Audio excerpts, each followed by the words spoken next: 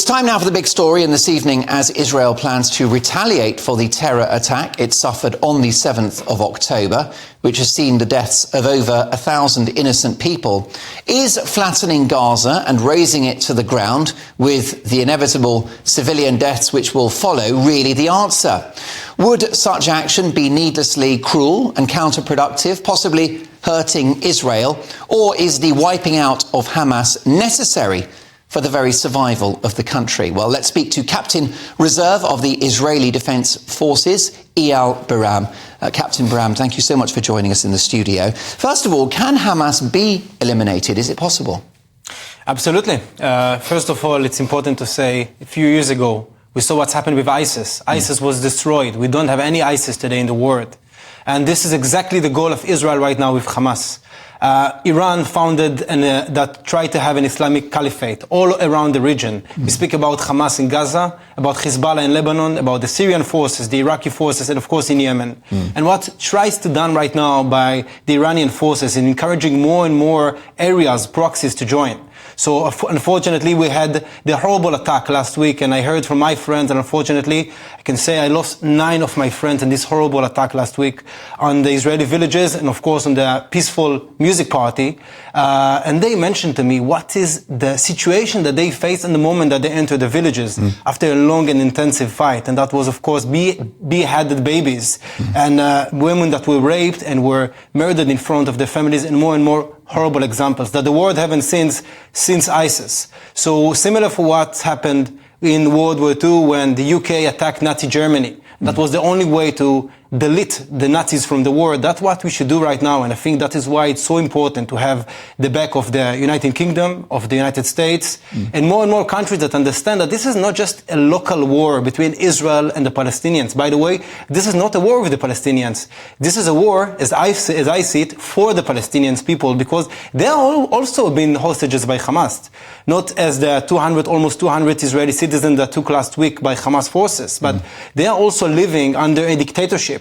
And we have right now a fight between the freedom side of the world, the democracy side of the world, against, of course, dictatorship and evil organizations, similar like the terror organization of Hamas. Yeah, now Israel dropped leaflets in the last few days urging people in Gaza to head south because there will clearly be action on the ground and probably in the air on the northern region of that part of Gaza. But inevitably, civilians will die because Hamas are weaponizing civilians. I understand one of their headquarters is in the basement of a hospital. So civilians will die. Can you justify that?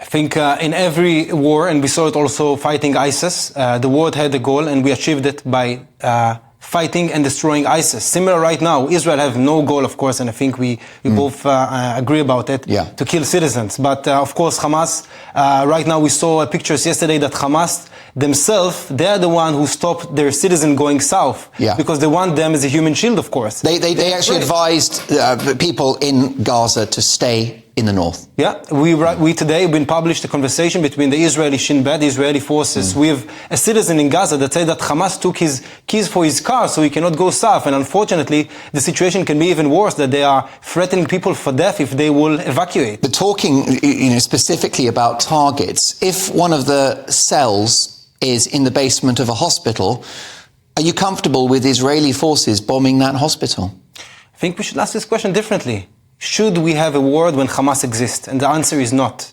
I think by doing it, of course, we should eliminate every human that is not, every citizen that is not involved in it. And Israel is doing it and did it for decades.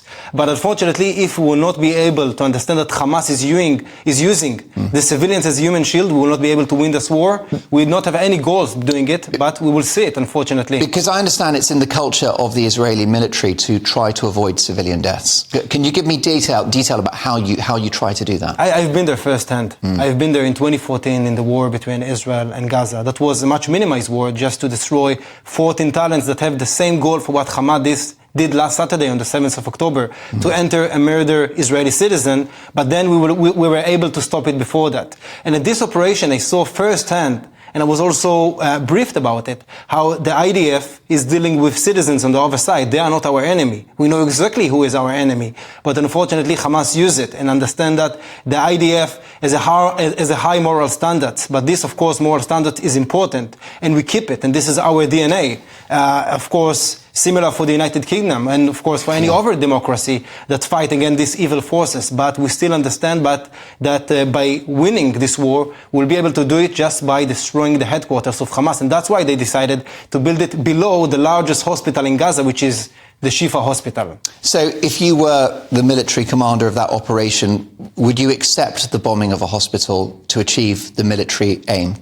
I will do all in my capacity in order to make sure that this hospital is empty for citizens. I will use the international community to force it. I will force the UN that, by the way, the UN also can help in doing it. And we see UNRWA, the organization, of course, funded and managed by the UN in Gaza. I'm not sure how are they helping right now the citizens to leave the center of Gaza. Of course, they're afraid of Hamas. But what is their goal? For why are we paying our taxes for the UN? In order to help citizens and, of course, to help people that are not involved in this war. So I think there are much more means that the IDF use and will use. Part of them was published in order to help citizens to leave the houses and leave the center of Gaza. But, of course, Hamas will do only their capacity, similar like ISIS, to keep people in the houses, to keep people in the hospitals.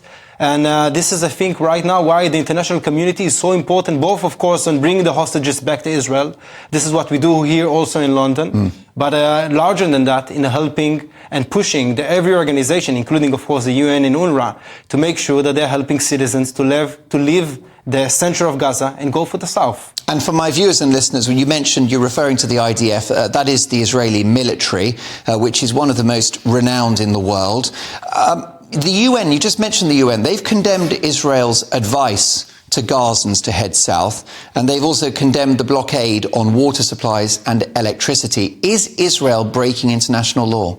I don't think so. I think by murdering more than 1,300 citizens on one day, by raping women, by beheaded babies, I think by reading the law, this is a way of breaking the law. The reaction of Israel, and I think everyone speaks about proportions here in the UK, and of course the answer is Israel should not go and rape the same number of women on the other side and not beheaded the same number of babies. What we should do is make sure that Hamas will be destroyed. And this is, of course, not just for Israel. This is also for the sake of Europe, because we learned also from the last decade that what's starting in the Middle East, similar for the war in Syria, how it influenced here the citizens in the UK.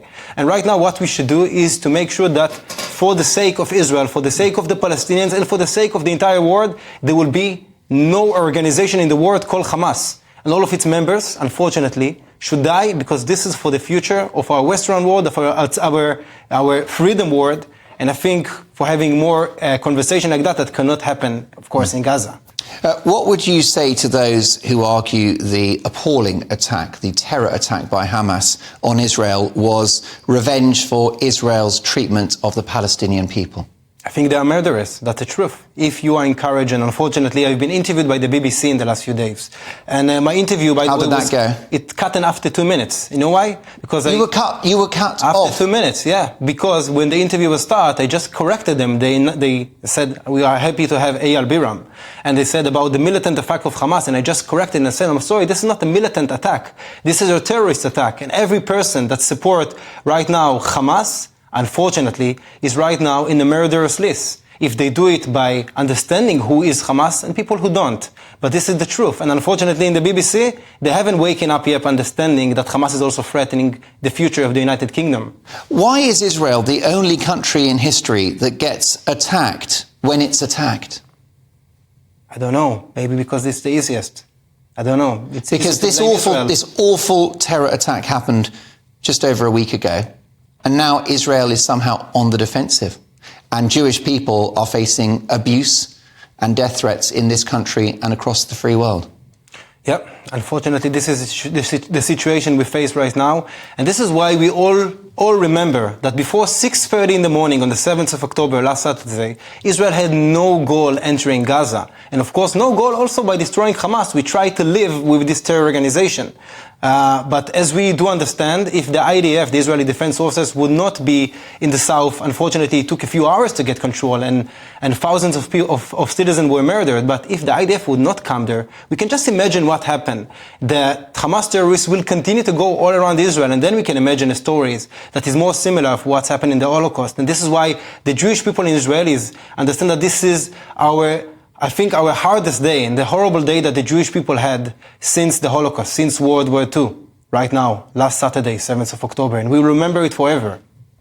Eyal, a privilege to have you in the studio. My heart goes out to your friends and the family members impacted by the loss of their life in just the last few days. Nine of your colleagues and friends, devastating, and it just demonstrates really the sheer brevity and depravity of what's happening. My thanks to Captain Reserve of the Israeli Defense Forces, Eyal Hiram.